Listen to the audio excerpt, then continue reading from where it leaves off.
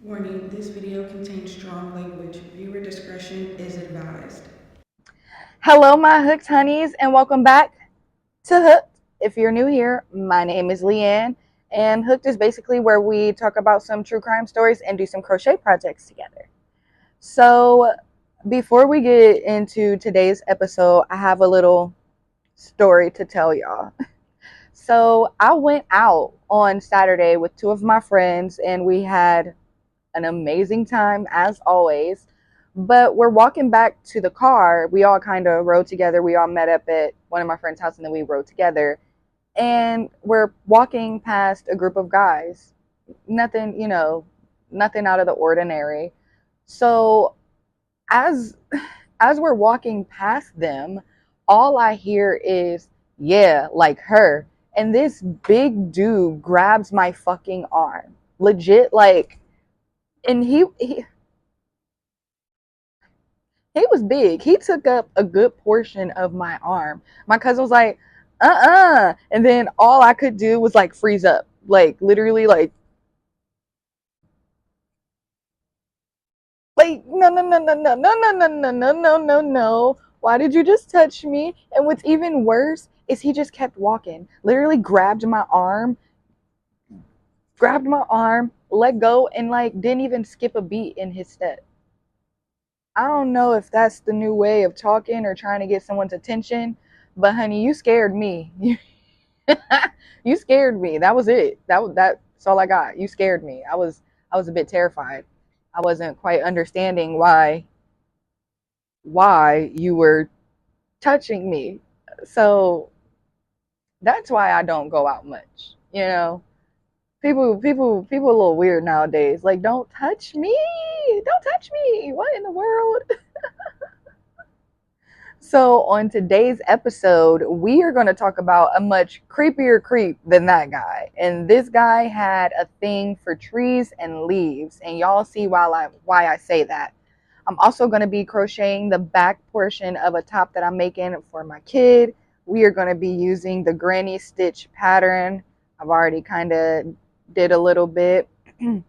um, Basically, you're going to chain, well, I chained 60 and I did +4 and I did 2 double crochet in that very first or that fourth loop from the stitch, and then skipped 3, and then that fourth one did 3 double crochet, skipped 3, the fourth one did 3 double crochet all the way down, and we'll just continue to do that pattern until I get to the length that I need it to be.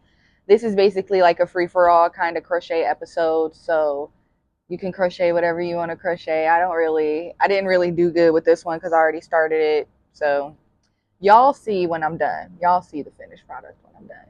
So let's go ahead and light this crochet candle and get into this story. Bada bing, bada boom.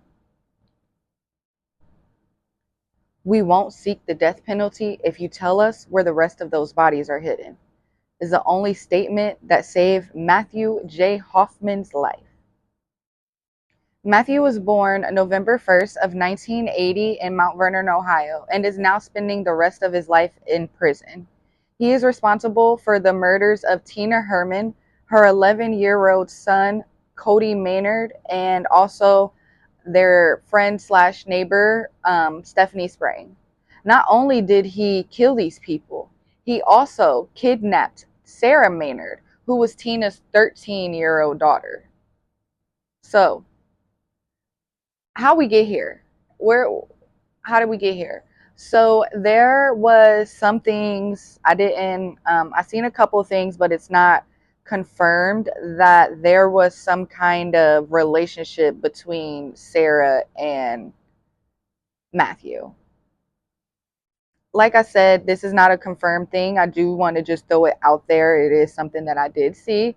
Like I said, it's not confirmed, but they knew each other somehow, some way, friend, somewhere, not 100% sure, but they did know of each other. So we got to a place where there was a problem, a situation had arose, right?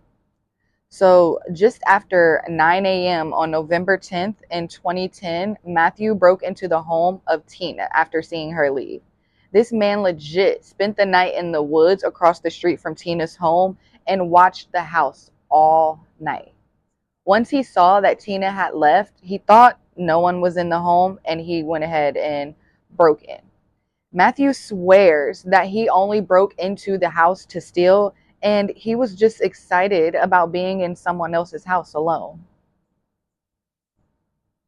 Well, just when Matthew began to start taking things, Tina and Stephanie had walked in. And of course, this surprised Matthew. So, what did he decide to do? Well, he killed them, killed both of them, and then went for Kody next. But he had different plans for Sarah. After the murders, Matthew took Sarah to his house. He tied her up, gagged her, and left her in the basement. So get this. After Matthew did all that to Sarah, he goes back to deal with the bodies of the people that he had murdered. So this man's brilliant plan was to dismember the bodies of Tina, Kody, and Stephanie and put their bodies in a 60-foot tall hollowed out tree. Yep. Like, what are we doing? What are you doing? What's going on here? What is going on here?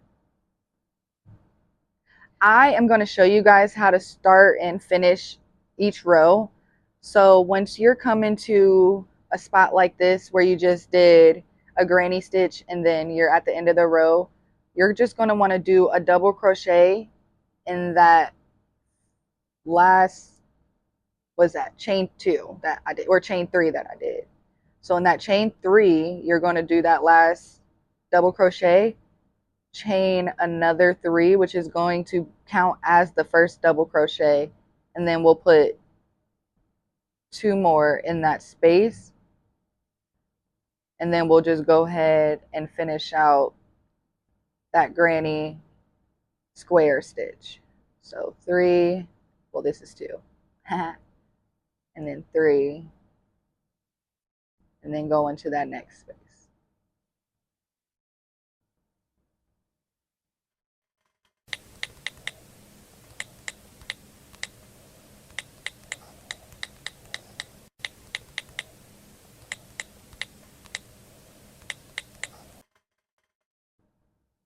So we are on the part where our last 3 double crochet will go into a chain space. So we'll go ahead and do 3 double crochet there, or 2 double crochet. We'll do 1 in that 3rd chain space,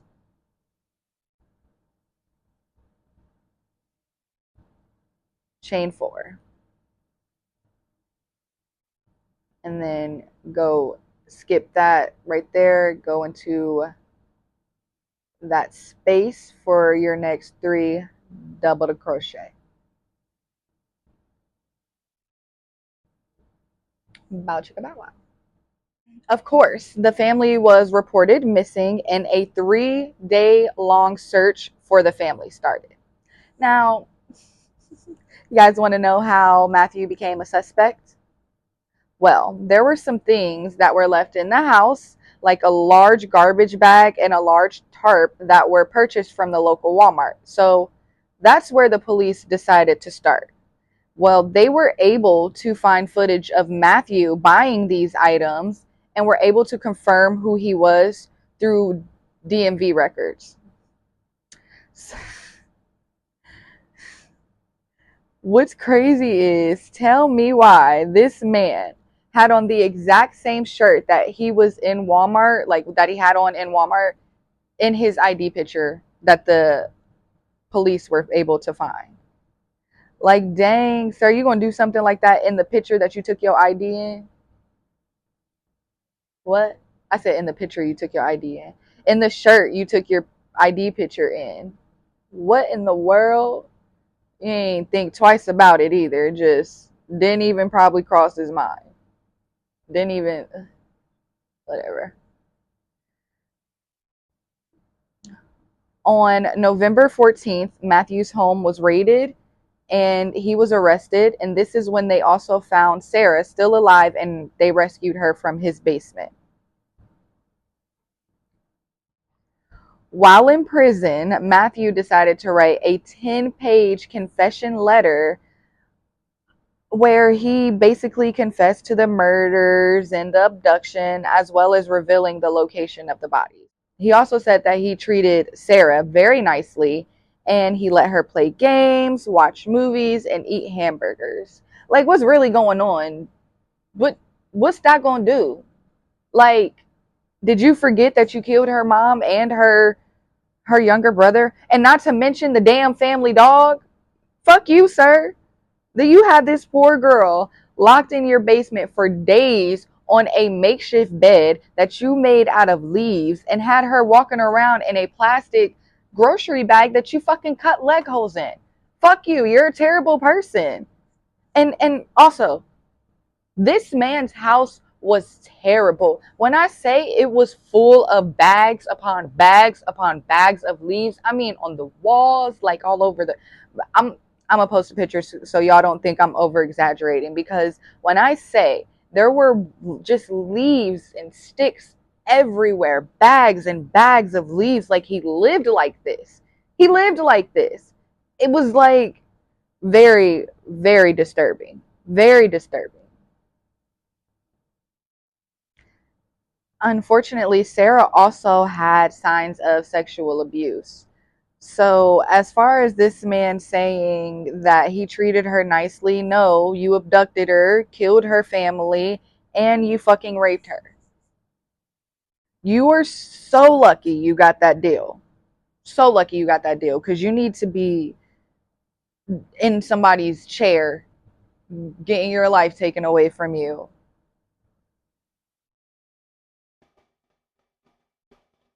Mr. Matthew was sentenced to life in prison without the possibility of parole. And like I said, he is lucky that he got that deal, because this crime was definitely worth the death penalty.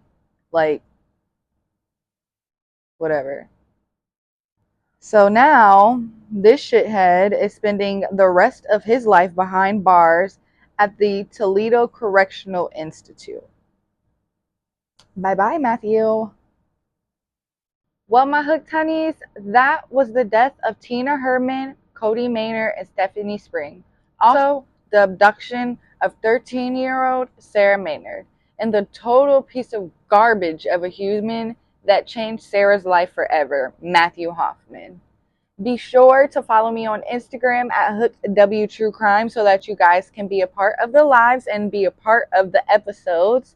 Also, make sure you check out that Etsy shop, and please, please, please like and subscribe, because I'm here for you every Wednesday. Love y'all. Bye.